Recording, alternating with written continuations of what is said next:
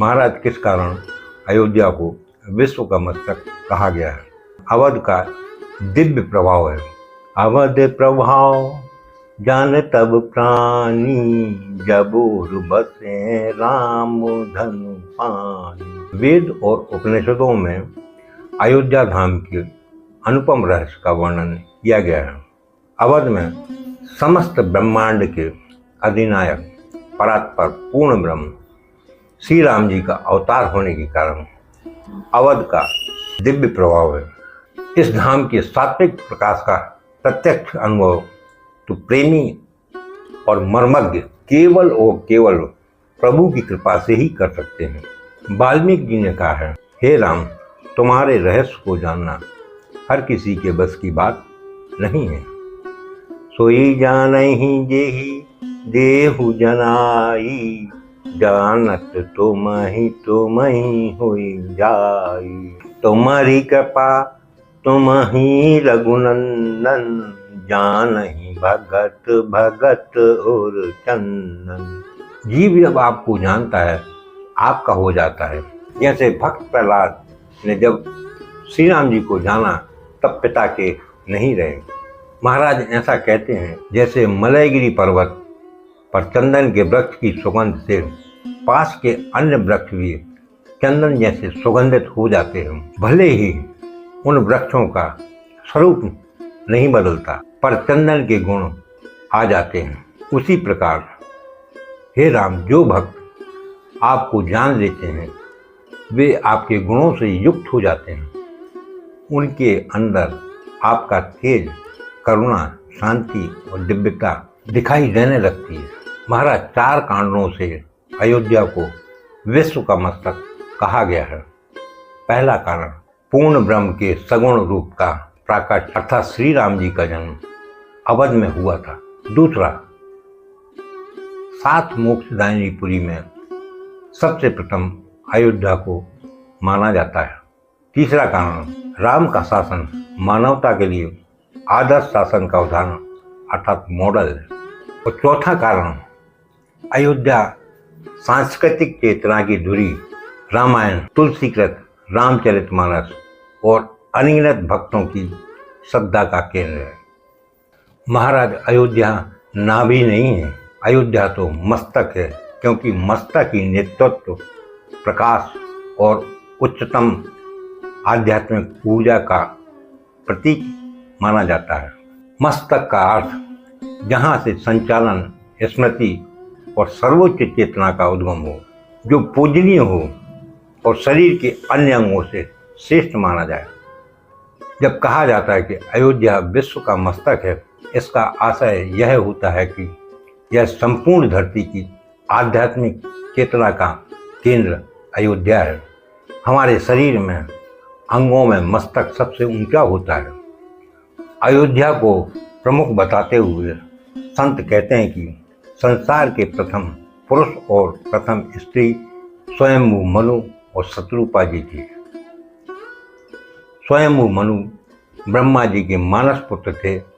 ब्रह्मा जी ने अपने मन से उत्पन्न किया था। शत्रुपा ब्रह्मा जी की पुत्री थी। पौराणिक मान्यताओं के अनुसार इन्हीं दोनों से संसार के सभी स्त्री पुरुष की उत्पत्ति हुई है। इन दोनों के मिलन से ही इस सृष्टि का मानवीय विस्तार प्रारंभ हुआ। संसार के सभी स्त्री और पुरुष की समस्त वंश परंपरा का मूल बीज यही युगल रहा है। स्वयंभू मनु अरु शत्रुपा, जिनते भय नर सृष्टि अनुपा। स्वयंभू मनु जी और शत्रुपा जी दोनों ने अपनी इच्छा की पूर्ति के लिए तपस्या की और अविनाश निरंतर होई, देख नयन परम प्रभु सोई। और उनके मन में एक लालसा रहती है, एक लालसा बड़ी और माही, सुगम अगम कहीं जात सुनाही। दोनों ने अपनी इच्छा के अनुरूप वरदान भी मांगा। दान से रो मणि कृपा निधि, नाथ कहूँ सत्य भाव, चाहूँ तुम ही समान सुत, प्रभु सन कवन दोराव, प्रभु सन कवन दोराव। जैसी इच्छा थी उस इच्छा के अनुरूप वरदान भी प्राप्त किया। दोनों ने प्रभु के समान पुत्र की इच्छा की और इच्छा के अनुरूप भगवान ने वरदान भी दिया। भगवान ने कहा, आप सर से खोजो कहाँ जाई, नप तब तनय हो वो मैं आई। हे राजन, मैं अपने समान दूसरा कहाँ जाकर खोजूं? अतः मैं स्वयं ही आकर तुम्हारा पुत्र बनूंगा। कुछ समय पश्चात इसी वरदान को पूरा करने के लिए अयोध्या में मनु शत्रुपा दशरथ और कौशल्या बने और इनके आंगन में प्रभु का प्राकट्य हुआ। काकभूषण जी कहते हैं, हे गरुण जी, ऐसे अयोध्या धाम का प्रभाव जीव तभी कुछ समझ सकता है जब अवध प्रभाव जान तब प्राणी, जब उर बसे राम धनु पानी। इसका भाव यह है कि जब श्री राम जी धनुष बाण लेकर हृदय की रक्षा करें, अपना धाम बनावें और अपना घर दिखावें, तब तो जीव देख सकता है, अन्यथा नहीं। वाल्मीकि जी ने सुंदर ही व्याख्या की है। सोई जानहि जेहि देहु जनाई, जानत तुम ही होई जाय। और राम जी के प्रभाव की व्याख्या करते हुए विभीषण जी कहते हैं, तब लगी हृदय बसत खल नाना, लोभ मोह मच्छर मद माना। जब लगी उर न बसत रघुनाथा, दरे चाप सायक कटी भाथा। हमारे अंदर लोभ, मोह, ईर्षा, अहंकार और मान जैसे अनेक दुर्गुण, नाना प्रकार के खल तभी तक हमारे हृदय में रहते हैं जब तक श्री रघुनाथ जी धनुष बाण और तरकस धारण करके हमारे हृदय में निवास नहीं करें। हे राम जी, आप संसार के सभी प्राणियों के शासक हैं। इस कारण आप सबको भय देने वाले हैं, अत्यंत पराक्रमी हैं। कृपा करके हमारे बाहरी और हमारे भीतर के सभी शत्रुओं का उसी प्रकार नाश करें जैसे कोई धर्मात्मा राजा अपनी प्रजा के शत्रुओं का वध कर देता है। विभीषण जी ने कहा, हे राम जी, आपके दर्शन से नेत्रों को तो परम आनंद प्राप्त हुआ, पर जब तक मेरे हृदय में आप रघुनाथ रूप से नहीं बसेंगे तब तक मेरे हृदय को पूरी शांति नहीं मिलेगी। प्रभु आपने ही कहा है, करम सदा तिन के रखवारी, जिम बालक राखन में तारी। आजकल प्राय भक्त मंदिर में केवल दर्शन लाभ के लिए जाते हैं।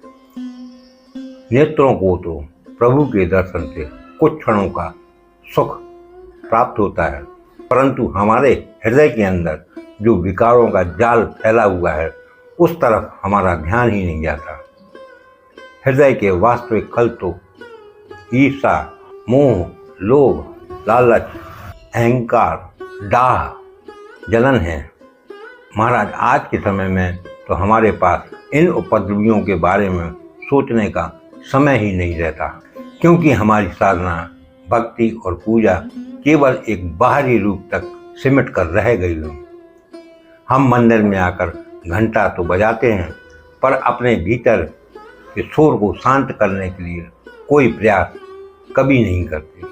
हम दीप तो जलाते हैं, पर अपने अंतरात्मा में जमी हुई अज्ञानता की कालिक को दूर करने का प्रयास नहीं करते। यदि हम केवल दर्शन तक सीमित रहेंगे तो आत्मनिरीक्षण नहीं कर पाएंगे। इसका परिणाम यह होगा कि हमारी भक्ति केवल आडंबर बनकर रह जाएगी। इस कारण हमारी भक्ति आज केवल एक आडंबर बनकर रह गई है। हकीकत में भक्ति तो वही है जो अंदर के विकारों को जलाए, समाप्त कर दे, ना कि केवल दिखावे के दीप जलाए। अवध प्रभाव जान तब प्राणी, जबूर बसे राम धन पानी। वास्तव में हम सभी को श्री राम जैसा रक्षक चाहिए। जैसे रावण के विरुद्ध युद्ध में श्री राम जी ने धनुष बाण उठाए, वैसे ही हमारे हृदय में बैठे मत्सर, ईर्षा, मोह, आसक्ति, लोभ, लालच, मान, अहंकार, मद और दाह कहते हैं जलन को, इन विकारों के रावण तब तक दूर नहीं होंगे जब तक प्रभु स्वयं हमारे हृदय में धनुष बाण के साथ रक्षक के रूप में नहीं बसते। इन विकारों के शत्रुओं को मारने के लिए भगवान धनुष बाण लेकर हृदय में वास करते हैं और दास की रक्षा भी करते हैं। अयोध्या धाम श्री राम जी की राजधानी है। वे इसके देवता और स्वामी हैं और राम जी को केवल भक्ति के प्रभाव से ही जाना जा सकता है। चार खानी जग जीव अपारा, अवध तजे तन नहीं संसारा। अवधपुरी मोक्षदायिनी है। जिन जीवों का शरीर श्री अयोध्या धाम में छूटता है, उन्हें दोबारा फिर इस संसार में जन्म नहीं लेना पड़ता। वे पुनर्जन्म के चक्र से मुक्त हो जाते हैं। उनके लिए भवसागर पार करना कठिन नहीं रह जाता। इस दिव्य धाम का महत्व अनंत है, इसलिए इसका सेवन करना भी हमारा कर्तव्य है। जो अयोध्या का आश्रय लेकर यहाँ रहने लग जाए, वही प्रेम कृपा का पूर्ण अधिकारी बन जाता है। जैसे तैसे कैसे भी यहाँ रहना चाहिए। अवध झलक जो जन लख, भूले सब संसार। जल थल चर सब भक्तिमय, भक्ति भरे भंडार। लंका विजय के बाद रघुनाथ जी जब अयोध्या आते हैं, तब सुग्रीव, अंगद और विभीषण से कहते हैं, सुन कपीस अंगद लंकेसा, पावनपुरी रुचिर यह देसा। यद्यपि सब बैकुंठ बखाना, वेद पुराण विदित जगु जाना। श्री रघुनाथ जी सुग्रीव, अंगद और विभीषण से कहते हैं, ऋषि मुनि आदि सब बैकुंठ की महिमा का गुणगान करते हैं, क्योंकि वेदों और पुराणों में उसका महत्व वर्णित है। अतः यह ज्ञान तो सभी को है और सब जानते भी हैं। ये सभी जानते हैं कि संपूर्ण सृष्टि की रक्षा, लोक पालन की शक्ति भगवान विष्णु में है और वे बैकुंठ धाम में निवास करते हैं। पर अयोध्या नित्य विहार स्थल है। इसी से रघुनाथ जी कहते हैं कि इसके समान मुझे वह बैकुंठ भी प्रिय नहीं। अवधपुरी सम प्रिय नहीं सो, यह प्रसंग जानई को। जन्मभूमि मम पुरी सुहावनी, उत्तर दिश बह सरजु पावनी। अयोध्या भगवान को मन, कर्म और वचन तीनों से प्रिय है। यह बात रामचरितमानस में बाबा तुलसीदास ने कहा भी है। जब सीता सहित दोनों भाई रथ पर चढ़कर वनवास के लिए अयोध्या को हृदय से सिर नवाकर चलते हैं। चढ़ रथ सिया सहित दो भाई, चले हृदय अवधि चिरुनाई। वनवास काल में भी भगवान ने अयोध्या को याद किया। जब जब राम अवध सुधि करहीं, तब तब बारी बेलोचन भरहीं। और जब लंका विजय करके लौट रहे थे, तब प्रभु श्री राम माता सीता से कहते हैं, और जैसे ही अयोध्या को देखा, पुनि देखी अवधपुरी अति पावन, त्रिविध ताप भव रोग न ताम। तब अवधपुरी की प्रशंसा करते हुए, महिमा का वखान करते हुए भगवान कहते हैं कि तीनों तापों को दूर करने वाली सुंदर अयोध्या है। सीता सहित अवध कहूँ, कीन कृपाल प्रणाम। सजल नयन तन पुलकित, पुनि पुनि हर्षित राम। भगवान ने कहा, हमको बैकुंठ प्रिय है, पर अवध के समान प्रिय नहीं है। बैकुंठ तीनों लोकों से अधिक है, पर अयोध्या बैकुंठ से भी अधिक मुझे प्रिय है। यहाँ बाबा तुलसीदास ने बहुत अच्छी शिक्षा दी कि हमें अपनी मातृभूमि प्रिय होनी चाहिए। श्री बैकुंठ श्री राम जी की नित्य विभूति है और श्री अवध भगवान राम की लीला विभूति है। लीला चरित राम जी को अति प्रिय है, इसलिए श्री अवध विशेष प्रिय है।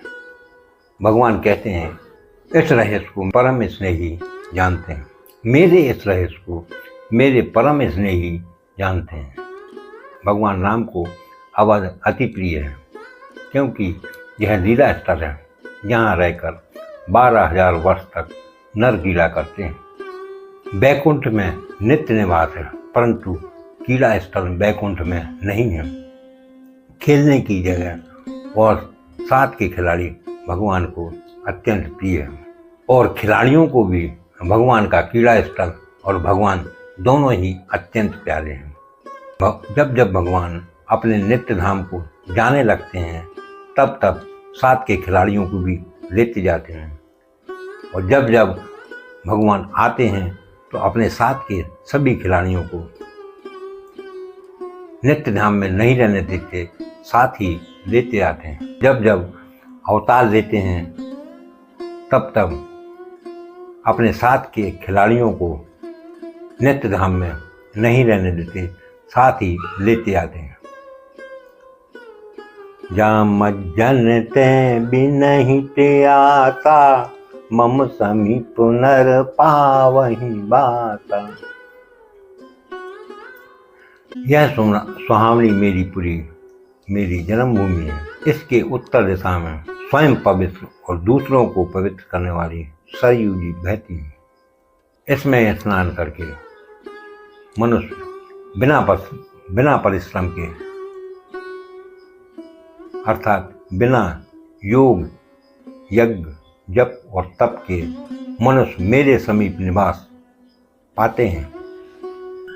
जा मज्जनते बिनहि प्रयासा। श्रम रहित स्नान वह है जिसमें अपने संबंधी और प्रेमियों के नाम से यदि डुबकी लगाई जाए तो इसका फल उनको प्राप्त हो जाता है।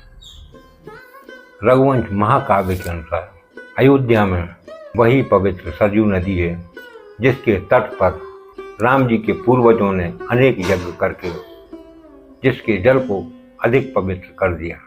सरयू में स्नान मात्र से ही बिना तत्व ज्ञान हुए शरीर त्यागने पर पुनः शरीर धारण नहीं करना पड़ता।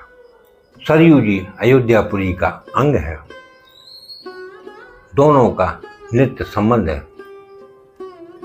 श्री सरयू जी अयोध्या जी के निमित्त ही हैं। अति प्रिय मोहे यहाँ के बाती, मम धाम दापुरी सुख राती। अवधवासी 4 प्रकार के संतों ने अवधवासियों की व्याख्या 4 प्रकार से की है।